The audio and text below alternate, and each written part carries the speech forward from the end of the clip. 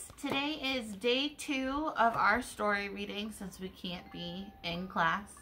And today I decided we're going to read a spring book. Late last night was technically the first day of spring, but today is our first full day of spring, so we're going to read a spring book.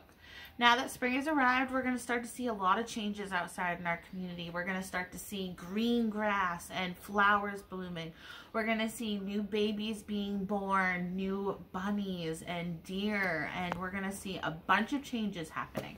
So today's book is called Everything Spring. It's a National Geographic book for kids. So it's going to give us a bunch of facts on what we're going to expect now that spring has arrived. You never know where a new friend might pop up. Spring tiptoes in, stirring up earthy smells, coaxing color from the winter brown woods. We can see some bright colors starting to pop up, which we'll see in our community as well. We're going to start to see some yellows and some greens on trees and grass. Here, these are sprouts coming from the bottom of the soil. And we're going to see some pretty purple flowers that might pop up in some fields. In the new undergrowth, barely visible, spots. Curled up, legs tucked, a newborn fawn watches. So this is a newborn fawn, which is a baby deer, and I can tell because it has white spots on the back of its body.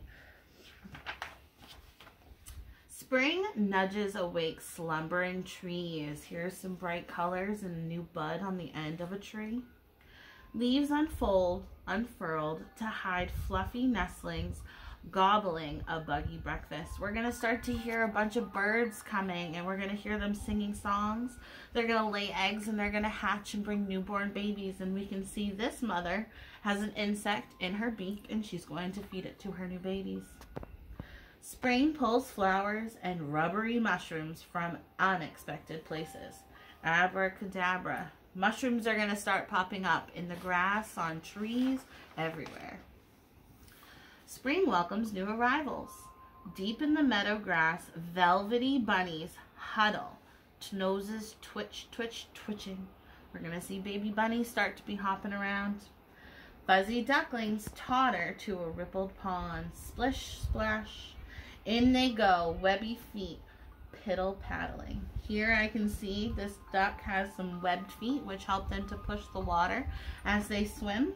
And we can see them here. They're following their mother on some kind of lake or pond.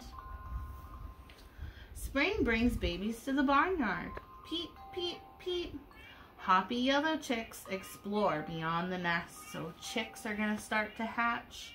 And silken piglets root for breakfast. Squeak. Spring scatters dandelions across the dewy hillside. So all up here are dandelions, which we see everywhere as well. Bright yellow weeds. Wobbly lambs kick up their heels with some new friends. Spring turns trickles to streams. In a sheltered bend, wiggly black tadpoles wait, feeling froggier by the day. We're going to start to hear some tadpoles that are going to hatch. And they're going to start out with this nice long tail and little legs. And as time passes, their legs are going to get stronger and stronger. And they're still going to have a tail until the very end when they turn into a frog and no longer have a tail, but have really strong legs. Spring urges seedlings in tidy gardens and rolling farmland to reach for the warmth awaiting above them.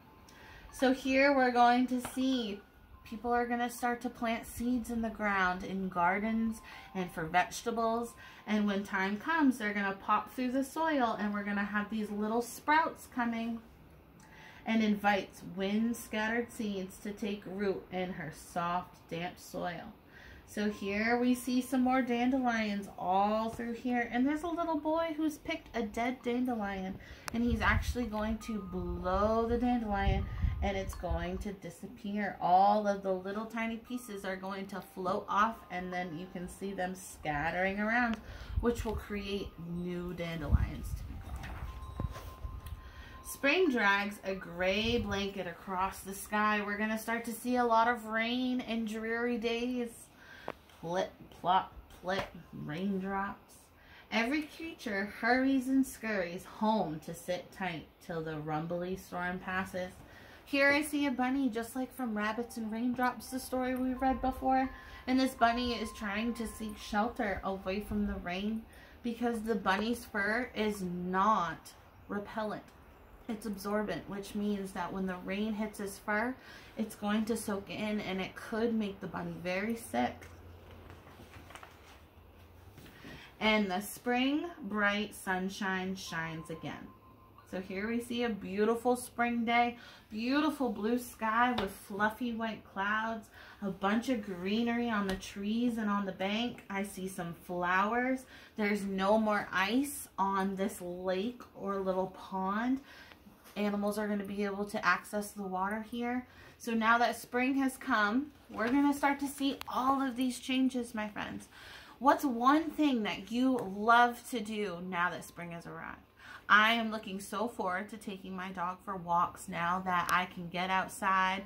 It's not too cold, it's not snowy, and my dog Callie and I can go for some nice walks now that it's springtime. What do you like to do in the spring? Bye guys! Hit the button.